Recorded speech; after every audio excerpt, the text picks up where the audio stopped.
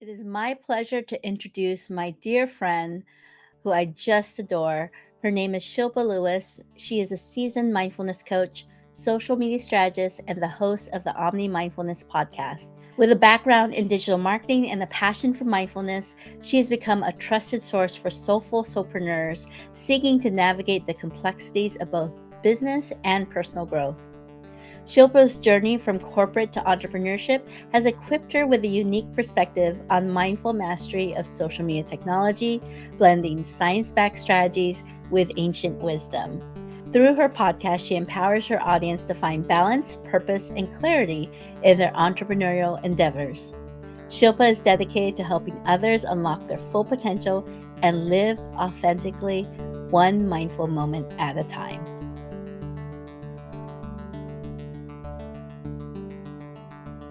All right, welcome. Okay. Yeah. Thank you, Gail. I love that introduction. You are just so smooth. Oh, thank you. I'm so excited to have you on. I've actually been a guest of Shilpa's on her podcast several times, and I know there will be a couple more coming up. And we met in an online mastermind through Pat Flynn's Smart Passive Income Pro community originally. And we were able to just connect. And I think we just like immediately hit it off and vibed. And one of the things I love about Shilpa, and we'll talk about this more, is that is how she's embracing all sides of her. It's not just like one aspect of who you are or what you do. You're bringing in everything you are, and I think that's truly a sign of a holistic entrepreneur, and you're helping your clients in that way too. I even just loved your bio. I loved how you described soulful solopreneurs, and yeah, and that aspect. So thank you, Shilpa, for being on. Oh, and I really appreciate those words. Sometimes as solopreneurs, we work on isolation, and it's not until we connect with another kindred spirit like yourself where we're like, oh, okay, so I do sound okay when I say that about myself. No, Yeah. it sounds wonderful. Thank you so much. So, we were talking just a little bit before I hit record, and I already learned things I didn't know about you, but we'll go back in the beginning. I know that this isn't your first career, what you're doing now. So, where did you start career wise? Yeah. I would say that if there was a visual diagram, it would show that I'm still doing what I was doing even 20 years ago, but I'm now honing into those skills, refining them, and doing it for myself as I build my entrepreneurial dream business. Many moons ago, I I got really passionate from a young age, actually, very young age, with computer science and programming. And I was like, this is goes back to even college. I was selected in a handful of group of experimental students for learning how to code at a young age. And I kind of just knew that I was good at it, but I also had this very artsy side. And so when it came time to going off to college, I was like the rebel saying, oh, I'm going to go to Berkeley and become an artist. My parents was like, no, you're going to get a real degree. So I ended up at UC Irvine and I pursued but didn't finish my PhD, left with my master's. And as I was telling you earlier, um, my focus in my bachelor days was basically software engineering or software design or software development. I kind of think of it as more as development, less engineering. And we were given the opportunity to focus on another facet of information computer science. So at the time, my focus was in artificial intelligence. I learned how to program in that language. I even went as far as going deeper into natural language processing and considering getting my PhD in that area. And there was a lot of naysayers at the time, like, "Ugh, what's going to happen with AI? Whatever." There's, it's like going off and getting a degree in philosophy. I wasn't sure if it was going to pan out, but and the software development for sure. But when the whole evolution or I would say trend started in the last 3 years of I didn't jump on the bandwagon. I'm like, come on, people, it's been around. We've been using it. It may have just been under the engine, so to speak. And now it's more accessible to the common marketer. That's amazing. I didn't know that about you. I don't think you know this about me either. My original major, well, actually not original major, the one that I was gonna graduate with was computer science. I did not know that about you. Yeah. we I we were learning Pascal and then the next class was C++, plus plus, but I was I was impatient with my degree because it was the late 90s. I'm like, "No, let's go into the dot-com world now and get a job with a startup." So I didn't finish my degree. I only had 1 year left. I can't believe I did that. But when at that time, I was just so focused on the now versus investing my time into one I just needed 1 more year. But Well, I left my major in computer science, went into web programming, and I have a whole journey on going into massage and wellness, and then now back into marketing. So it's kinda interesting. I'm kinda curious. So you were in computer science, AI even, completed your master's, and then what did you do after that? well, my passion at the time was really academics, and that's probably why I spent so much time learning and refining and learning. Mm. What's interesting, what to your comment though, when you said you too started with computer science, I find that cool because ultimately both of us are in the same space, so to speak, mindset, mindfulness, and business and marketing, which, Mhm. so it probably all worked out for both of Yeah. us. Yeah, I do think when you mention, like, in a way, you're still in that same path. A friend of mine who is an astrologer, and she said we're now in a 19-year cycle. So she asked me to remember what did I do in 2005. And the funny thing is, in 2005 is when I first met her. And I had a wellness center. And she Wow. said, "Okay, so think about that energy, but bring in everything you've learned in the last 19 years so that you don't make the same mistakes that I did, in 2005." What time frame are you in at this point when it comes to you graduated with your master's, you decided not to complete your PhD, you went into academics? Did you go Yeah. into teaching? No, I wanted to remain in the program. It Mm. wasn't the right fit at the time. And ultimately, I was antsy, kind of like you, because people were jumping into the bandwagon of getting into these dot coms. Mhm.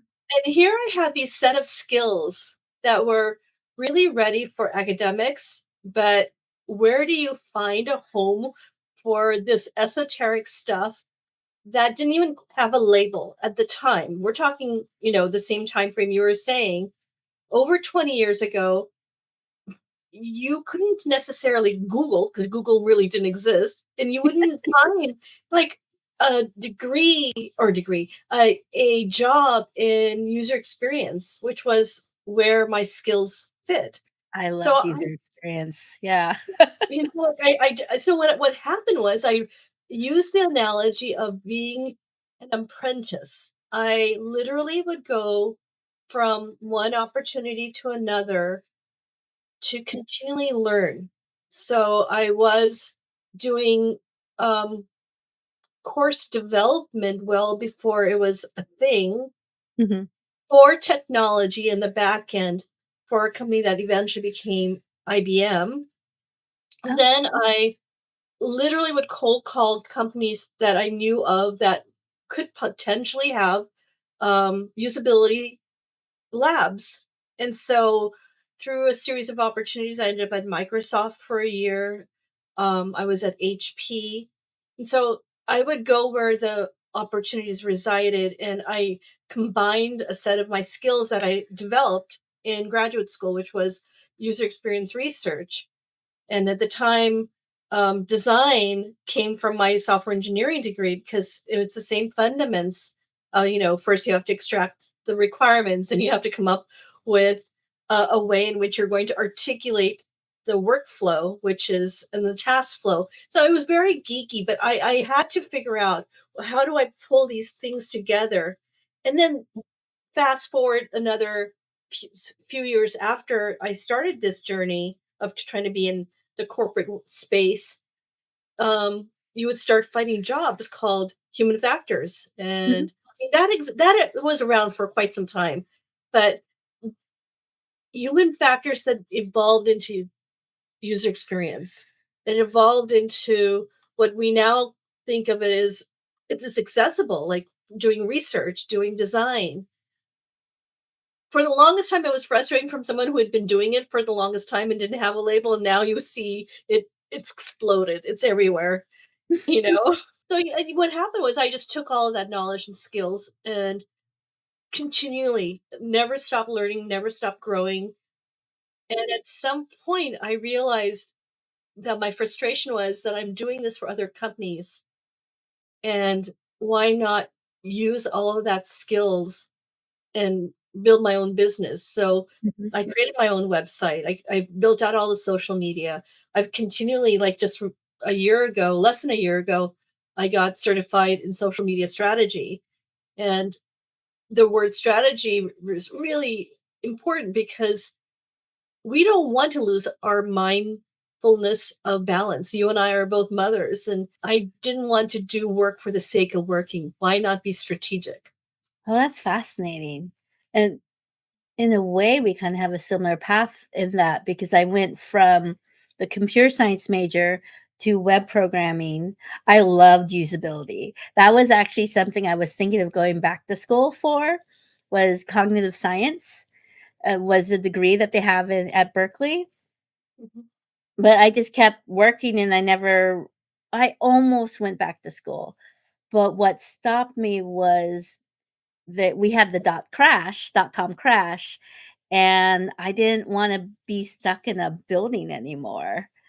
Did you have that experience as well where you needed to or wanted to get out of the corporate world?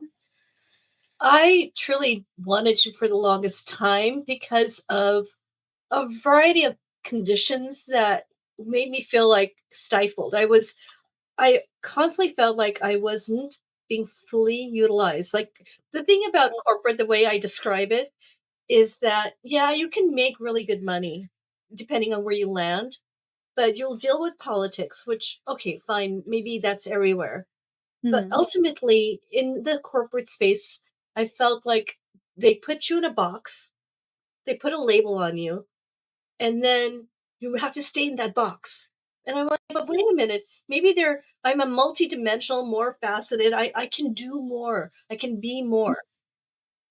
And so that I want to do more and be more made it a constant friction for me because I felt like I needed to get out.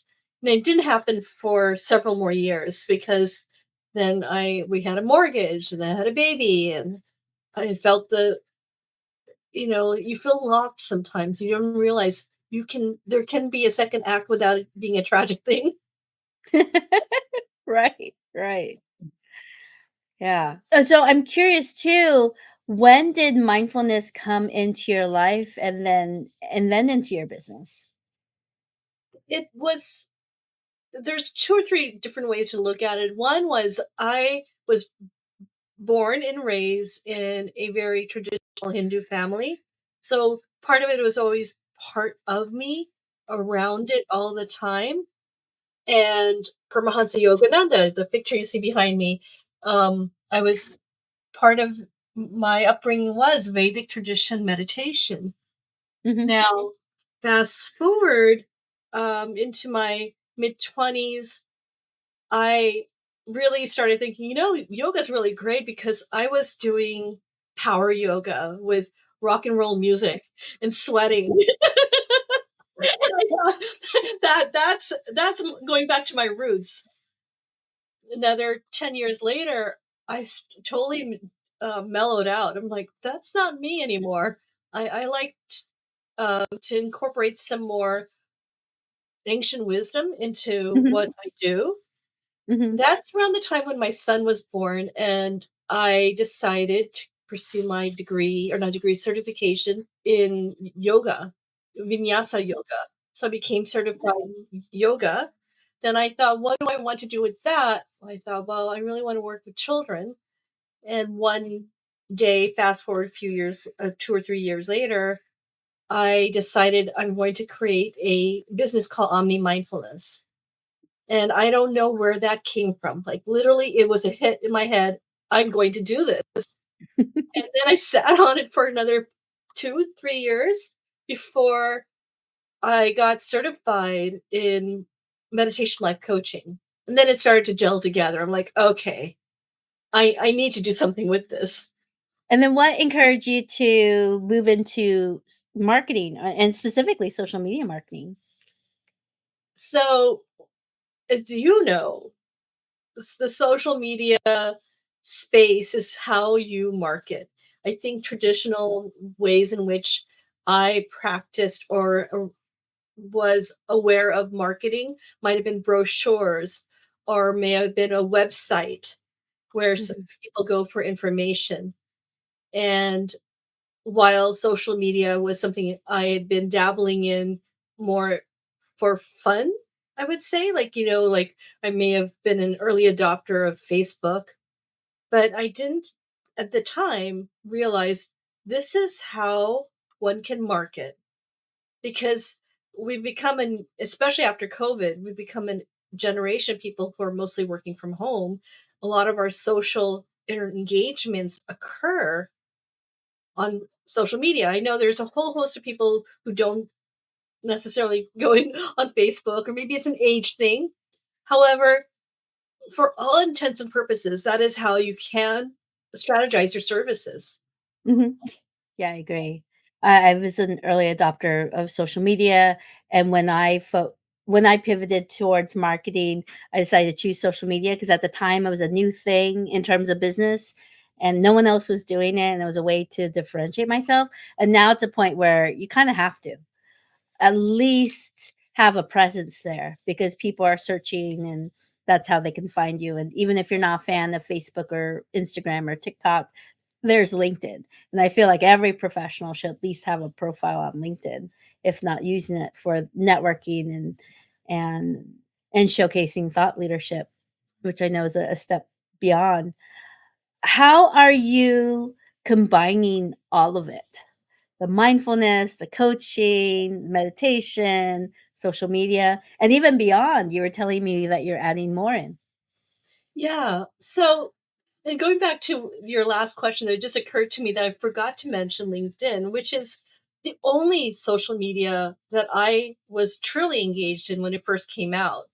Mm, So I probably have like over 1,000 people I'm connected to on mhm, that platform. And I tend to forget about it sometimes. But coming back to your second question, what am I doing now? I'm actually now more strategically pushing my content starting in the next few days on LinkedIn. I have dabbled in it, but there can only be so many places where you can expend your energy. And I've yeah. been very cognizant like, do I go on Instagram? Do I go on Facebook? Mhm, And so my priorities have now become more that I will be more proactive on LinkedIn because, and again, to answer your question, what am I doing?